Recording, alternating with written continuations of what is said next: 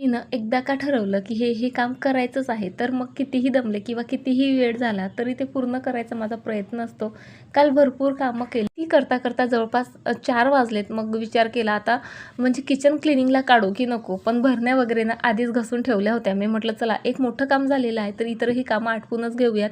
काही प्लांट्स बघा मी किचनमध्ये सुद्धा ग्रो केलेले आहेत. आता किचनमध्ये म्हणा किंवा घरातल्या इतर कोणत्याही कोपऱ्यात तुम्हाला प्लांट्स जर ग्रो करायचे असतील ना, तर एकच गोष्ट लक्षात ठेवा, न विसरता दर 3 ते 4 दिवसानंतर प्लांट मस्त वॉश करायची. त्या प्लांटरमधलं पाणी बदलायचं बघा. म्हणजे प्लांट खूप छान जे आहेत ग्रो होतील. किचनमध्ये काही डेकोरेटिव्ह आयटम्सही मी ठेवलेले आहेत. जसं हा चायवाला, शांताबाई आणि इतर सर्व. ते अगदी नळाखालीच मी वॉश करू शकते, कारण त्या सर्व यांना मी ऑइल पेंट यूज केलेला आहे. त्यानंतर रॅक वगैरे सर्व वॉश केली आणि आत्ता लागलेली आहे खरं तर क्लिनिंगला असं म्हटलं तरी चालेल.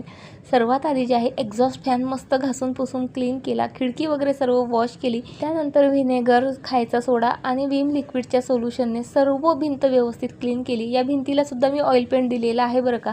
आता स्वतःचं घर असतं तर मी टाईल्स वगैरे बसून घेऊ शकली असती, पण हे सरकारी घर आहे त्यामुळे बऱ्याचशा लिमिटेशन असतात. म्हणून जे आहे जरा डोक्याचे घोडे चालवले आणि सर्व भिंतीवर जे आहे ऑइल पेंट दिला, म्हणजे तो इझिली जे आहे वॉश करता येतो, पुसता येतो. चला किचन झालंय माझं क्लीन.